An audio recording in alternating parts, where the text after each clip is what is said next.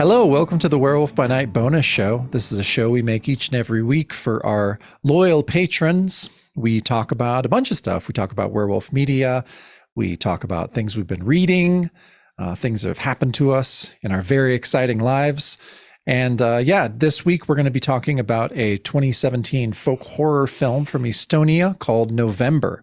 Then Matt's going to take us on another chapter of his Kickstarter catch-up series, where he goes through stuff that, because Matt is a very great guy. He likes to support independent comic creators, buys a lot of stuff. I do. And donates to a lot of Kickstarters, and they just kind of stack up over the years. And so Matt, you're going to be going through one of those.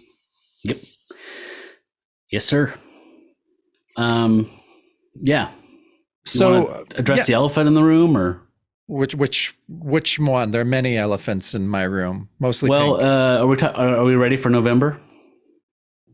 Yeah, we're ready for November. So there were no werewolves. Nope, not one.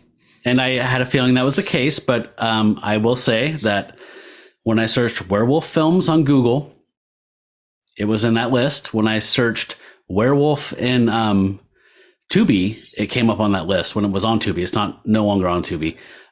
It came up in multiple lists. And I feel like it's because, like, essentially what would be the back of the DVD nowadays, the copy that describes it says something to the effect of like folklore, witches, werewolves, blah, blah, blah. Like, it's saying like this, like Netherlands rich folklore tradition of witches and werewolves and whatever. So that's why it came up in those searches. I think so, but there are a few scenes with a wolf. There's a scene with one of the characters is kind of like naked and writhing on the ground and communing, and then suddenly we see a wolf. So I mean, I can see how maybe that becomes a keyword in the search for this, but obviously, no, this is not a werewolf film. This is a folk horror film. And anyone that knows us or listens to this podcast or this bonus show knows that we are massive fans of folk horror. Yeah. And like I was saying, I had a pretty good idea there were no proper werewolves in this, but I'd been wanting to see it. It had been in my queue since I became a Shudder member 4 years ago. So like, I've been wanting to see it forever. And I was like, fuck it. I know this isn't a werewolf movie, but I'm going to make Jacob watch it because I know he'll like it because it's a folk horror thing. Yeah. And yeah, it was great. And I was not, I mean, I think we've watched a couple, I don't know, the few things that we've watched for the bonus show that were in lists of werewolf films and didn't exactly turn out to be a werewolf film.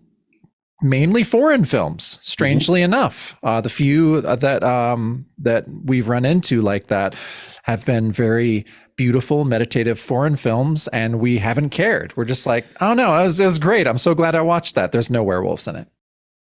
Yeah, Valley of Shadows I would watch again in a fucking heartbeat at the drop of a hat. Me too. And that was the one that was the one that I was thinking of. And between Valley of Shadows and this film, November, both beautifully crafted films that show up on lists of films with werewolves, but there are none. So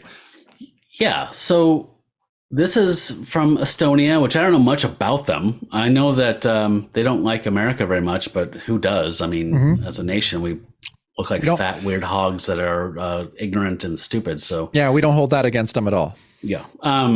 So I literally get my information from a Morrissey lyric from like a latter day 21st century Morrissey song about how Estonia hates America and just in one of his rant songs. But yeah, this one came on my radar pretty early on, and I've been fascinated with it, and it did not disappoint. To just come out roaring out of the gate, I fucking loved this. I was in a fucking trance.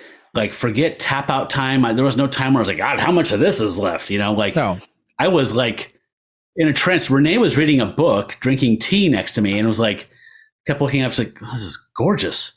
And then she just kind of slowly put her book down. She's like, so who's she? What, are they, doing the wife thing or whatever, the narrative junkie thing? And then finally went to bed because she didn't have her glasses on, so she couldn't read the subtitles. So she's like, forget it. I'm not gonna bug anymore. It's gorgeously shot in black and white. It's a story that when I was reading about it online, it said it was set during medieval times. I don't feel that necessarily was. I felt that it was set during the turn of the last century, not to be honest. Yeah, I mean, I don't. I mean, but is that just our kind of biased notion of countries like Estonia that they always look like it's 1889 or something? But also, like, there wasn't a ton of technology either. Like, there weren't cars or anything like that. So, I mean, I guess I get that it could. Yeah, I mean, even in the descriptions of that, it's in 19th century Estonia, and so yeah. That makes sense. And like, there are some political, I mean, it's largely, there's the framework. This is based on a novel. And I would say the framework is a political kind of critique of class system in Estonia after this, whatever this political event was with Germany, because a large tension in this setting is between these German baron who has basically come into Estonia through conquering it and occupies this manor, and then there are peasants that surround it who serve them when they can or steal from them left and right to survive. And so it seems like it's grounded in a historical event. I think so. I mean, one of the characters describes it as just like, yeah, this baron's family, this baron's ancestors, killed our king and took over. And so, yeah, I mean, I think that is based on a historical incident. But yeah, I mean, I think that's the subtext of it. But yeah, God, it's just like any good folk horror film. It's so strange. It's so rooted in the earth and strange traditions. And one of the things that literally is like the first scene in the film is that you meet these weird, like almost automatons that are made out of like wood and metal garbage, and they're called krats. And the first scene is one of these krats that is stealing a cow from the baron. From the baron, yeah. And theft is a giant part of this film. Yes, everyone steals from everyone, and I know that's got. I mean, that's got to be some kind of commentary on something. But it's just it's so strange. Like, this is, we talk about folk horror films. Yeah, I mean, the number one would be The Wicker Man, but this is not that. Like, this is such a strange world altogether. It's a world where the plague is a person. Like the plague is a person that turns into a goat, that turns into a pig. That people's beliefs in the plague are personified in the film. Like the generally held conception of a concept is the reality in this film. I love that about it. It's a fairy tale come to life, but it's like based in much richer, darker realities. Yeah, I mean, it's just so strange, and there's humor in it too. There's it's comedy in many ways. In many ways, it is. I mean, and I first kind of got the inkling that it was because, these krats, these automatons are powered by souls, and you get get one to come to life by going to the crossroads and meeting the devil and signing his book in blood. And the devil is just the funniest thing I've ever seen. He's just this grotesque, hilarious, like belching, farting, weird. Like, it's the weirdest depiction of the devil I've ever seen. He'd be eating a 7-layer burrito in a Taco Bell parking lot at 3:30 in the morning, drunk out of his head. Yeah, it was so like hilarious. Kind of He's just a big, fat, weird, like stompy, like I don't know, snorting, belching, just weird, like a human goat. Yeah, it was so strange. And so that was really funny. And then as this plague goes on, the villagers get this idea that they need to take their pants off and put them over their head because the plague won't kill someone with 2 asses. Yeah, why would it? Why would it? Of course. And they talk about this like, well, of course. Have you never heard that old adage, and it's so weird and cool. But like you said in the beginning, I mean, this is so beautifully shot, beyond beautifully shot. But before the credits, I think, properly start, there's a cold opening, like you mentioned, with is it Krat? Is that how you say it? Yeah. And this is automaton. That's this crude work that is fueled by a soul, and it's a series of spokes that have like scythe blades on them and a cow skull at the center of it. And it rolls into the Baron's lands, wraps a chain around one of the Baron's cows, and then it turns into a helicopter, which is this is all part of the legend from like 19th century or whatever. Flies back, delivers it. So that was its job. These are essentially robots. Well, they're robots that their main purpose is to steal things. Well, I think the purpose is to do whatever you tell them to do, whatever you make them for, but you have to give your soul. You have to give 3 drops to the devil and sign your name in blood and to receive a soul from the devil, but yours in turn gets given to him. And one of the things I was doing a little bit of research on these crafts because I think it was fascinating. That concept that's displayed in the beginning to hilarious degree is like they have to have a job. And if their job is done, they will turn on you and they will kill you. Like they have to have a job. So this thing delivers this cow, and then its cow skull head falls off, and it turns to its creator and says, "Give me work." And then it spits this thick, viscous blood, black fluid into his face.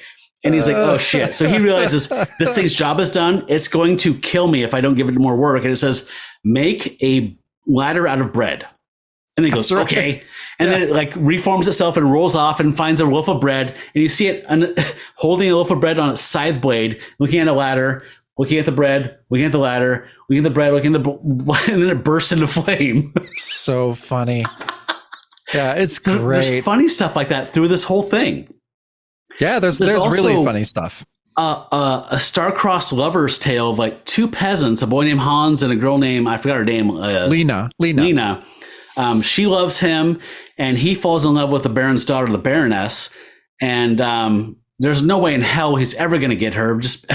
He's covered in dirt and wears like fucking cowhide for clothes, and she's got covered in all the finery in the world. And so there's these fairy tale aspects of like she sleepwalks and she's a somnambulist, and the peasant girl who loves Hans tries to go to a witch and tries to get this thing to kill her to make him love her. Initially, it's like, "Give me a love potion," and she's like, "No, you have to kill his love, and then he'll love you." And she can't do it. And so I mean, touch points in modern cinema would be The Witch, obviously by Eggers, definitely.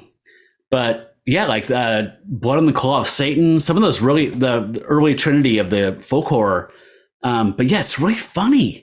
And it's funny. Sad. It's sad. It's so unique. It can't be in any of that. Am I crazy, or were scenes from this in that documentary on folk horror when it went and talked about the last hour, when it talked about different around the world? So remember, I had to leave. Renee and I left in the last hour because it was a 3-hour documentary. It was almost 4 hours, I think. Like it was like 3 hours and 40 minutes or something. So yeah, but I thought so. I thought I remembered some of the scenes actually. Wouldn't surprise me. Absolutely gorgeous. One of those like each frame a painting kind of films. I can't recommend this highly enough. I don't want to spoil too much. I mean, I don't think we should. And saying spoil is weird because it's clearly based on a novel, and it's clearly like a sprawling novel that's poetic and gorgeous and strange and sad and funny and beautiful, and like it captures a feel of a novel. Like it's these poor people's lives.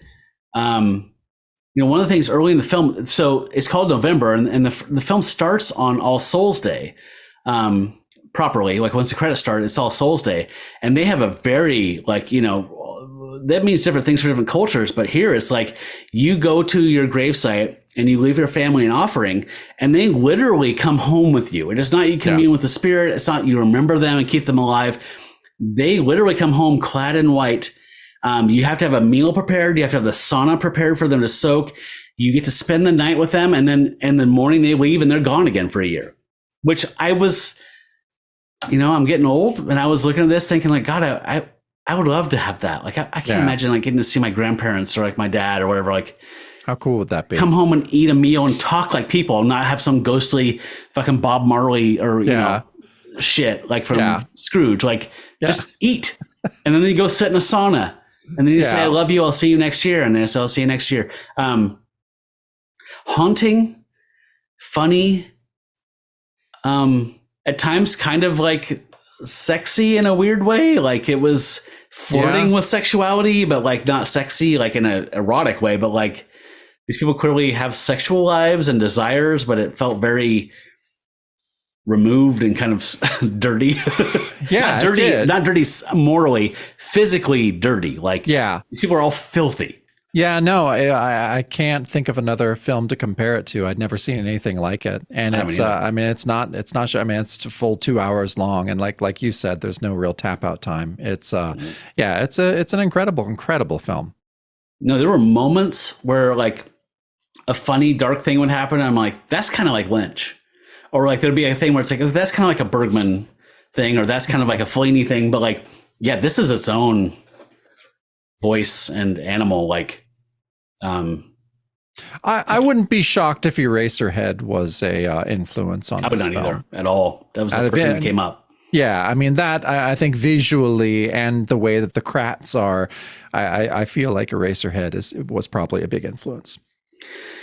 And I love how it wasn't just a case of like bringing up the Kratts. Like there's a lot of weird folk stuff that comes into this, but they never like the Kratts keep coming up. It's a constant recurring theme.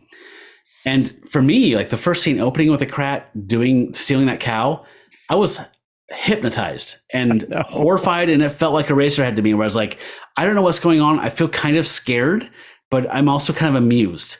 Yeah. And until it returned to its maker and spat in its face and said, give me work. I was like, actually, not until that also scared the shit out of me. And I was just like, holy shit, this is horrifying and really funny and charming. Yeah, I know. I hadn't walked that line in a long time. So I was just impressed with that, if nothing else. And just all the strange magic these folks work. And these people shooting above their station, trying to engage. Even a servant in the manor is above these peasants. They're so low and dirty. So someone tries to make a potion, and the local witch essentially just fucks with them and says, "Yeah, just take your armpit hair and I forgot what the other thing was, and some of your shit, and just mix them all together and feed it to her, and she'll fall in love with you." And he does this. He bakes a loaf of bread and tries to make her eat it. And the servant in the house, like the maitre d' of the house, is like, "This smells like shit. Don't eat that." He's like, no, it's chocolate. And then he eats it like, shit eater, get out of here, you shit eater. So funny. Oh man. And then also the relationship with religion was interesting too. Like these people are devoutly religious, even though their lives are awful. Yeah, but that was one of my favorite scenes. Is they're taking the Eucharist and then they just line up outside to spit it out. Yeah, and the Baroness, the Baron's daughter, saying, "Why are they doing that? This is a sin." And they're saying, "Well, they make bullets out of it because they can make like 1 or 2 rounds with gunpowder, and they put it in the head of the round. Yeah, because Christ will help them fell a deer or something they can live on. How cool is that? It's like Tom Waits' The Black Rider kind of shit. Yeah, totally. It was great. That's a great reference point for this. Yeah, it's true. Well, I guess that's Black Forest type stuff. So, but yeah, no, it was, you're right. It was super cool. I definitely, it's a claw up for me. Claw up for me. I see me buying this on Blu-ray at some point. I would love to revisit this. While it does have an overarching narrative, you can pick up any scene and just watch any isolated scene, and it's beautiful and strange and entrancing. So for sure, it's 2 hours of that. I loved it. We have one more choice, don't we? I know we have one more choice, and we didn't go through anything, so we don't know. So maybe that should be that's going to be a surprise. Our last movie is going to be a surprise. We're going to have to really confer on that and see what we're going to do. Are we going to watch something comforting? Are we going to watch something famous? Are we going to just watch something else from on the list? I don't know. I don't know exactly which way I want to go yet. The list is mostly exhausted except for one art house film I'm interested in, and I kind of want to let the art house note end with November and like pick something kind of middle of the road. Yeah, I agree. Okay. Yeah. We'll announce that later on. Right on. I'll let you pick that one. We can Yes. do it back and forth, but you get the final choice. Okay. Sure. Okay. So Kickstarter catch up. I backed this probably 4 years ago. And spoiler, my comic shop is Floating World Comics. So it's here in Portland, and it's also an imprint. And this artist here worked there for a while. So that's kind of how I got to know his stuff. And he published this as a webcomic for a while, and it's come out in, I think, 3 or 4 issues. And this Kickstarter was to collect all that stuff. And he did some light retreatment of it. Like, he realized between volume 1 and volume 3, he had kind of changed the color palette or like treated stuff differently. So he kind of digitally restored stuff. But essentially, it's just a collection of the big stuff in a beautiful hardback. This reached its stretch goals. So there were like vinyl Japanese little like collectibles, like, Oh, that's cool. You ever look at those things? They're like $100 each and stuff like that. They just get crazy. They're like 50 of them made, and it's like a little melting yokai or something like that. That's cool. But he's into that stuff. So he made like little yokai vinyl figures of these characters, and that was a stretch goal thing. But this is in that subgenre that I love, which is fantasy, like fantasy, but it's like this indie underground aesthetic that's kind of hard to explain. So the art's more cartooning, but the writing is more of like a high fantasy thing. So this is about this world, and this always is daunting to me. Like when you open a book and you see this, like I'm always like, ooh, there's a whole world to explore, and I'm so fucked. I'm going to keep checking this all the time. But it's essentially, so far, this is the projected first volume of 3. The story of Dr. Galapagos, and he is from the Red College, and the Red College is a school of like kung fu psychic monks. They have these different classes that affect their world. So in many ways, they're kind of like the Mentats in Dune, but they have like different classes within them. He's highly influenced, I think, in my opinion, by Dune and Lord of the Rings. And so this starts off, I'll just like give you a little taste of like what this kind of starts off with to give you a sense. There's this giant rift between 2 worlds, and one society creates a way to bridge that and come across the rift and enter the other world. And they are, it's called like the Smog Emperor is what they call the leader, because he leaves this environmental desolation behind him. So like he just moves through things and just absorbs them and eats them up and whatever, his armies. He comes into their world and trying to fight him back. So there's different things, but this starts with Dr. Galapagos going to the troll country and meeting with the troll king, conferring with him to say, there's this huge fight coming. Again, a lot of these are Lord of the Rings notes. Like, there's this huge fight coming. Please join us. We have to join together, overlook our differences and whatever. And he's talking to this troll king, and he's kind of being a troll. He's just saying, like, these are all trolls in the cover here. Like, we don't need you. This doesn't concern us. Like, their kingdom is set in like the heart of a big mountainous region. They're in the center of this huge mountain, a volcano where they're all mining ores. And in the process of him entreating him to help them and join this fight, he accidentally cuts the king's hand off. And shit goes sideways really fucking fast. And there's a whole shit, like, his vizier and like all the guard, like, whoa! And so he gets the fuck out of there. But it's fucking gorgeous. Like, it's all in these purples and oranges. I'm going to be showing a lot of this from the website, but it's cartoony style, but some of the stuff is really dark. But it's also sweet and strange. It hits all these notes I love. So he's this, like, again, like a kung fu psychic monk, essentially, from this thing called the Red College. And he's trying to collect all these people to join in this fight against this new threat to their people. And there's this nice quote on the back here that kind of says, like, he's doing this thing like Lord of the Rings, but it's like he's only pulling back and revealing to you what you need to know in the moment of the world, so you don't get overwhelmed and feel like you're drowning in this mythology. And it's exactly what it is. Like, he slowly reveals little things, and it's like another example of that is he's traveling back to the main college area to report back of his failure with the Troll King, and he's on this like old like horse and wagon system with this kid, and these three thieves, like road agents, like pop up and like, try to rob him. And he jumps out. He's like, "Do you guys really want to do this?" And they're like, "Oh shit, we just saw the kid, and we thought that was like fake markings on the side. We thought he was like camouflaging himself as a red college guy." He was like, "No." He's like, "So as I'm gonna let you live." Like, you get this nice like hint of like how powerful he is. Like, I'm gonna let you live for this thing, but you have to go here to this place and serve 1 year, and to pay your debt back to society for trying to kill one of the monks of this order." And they're like, "Oh yeah." Like, they're clearly like horrified.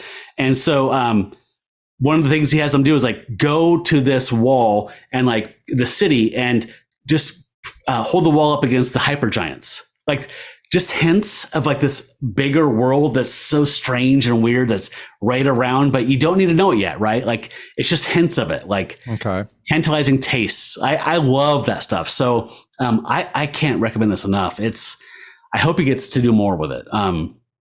It's fantasy, but it's indie comics, and it's underground and strange, but it's also referencing stuff like we love, like Dune and Lord of the Rings. So I had no problems with it. I loved it. Just talking sounds awesome.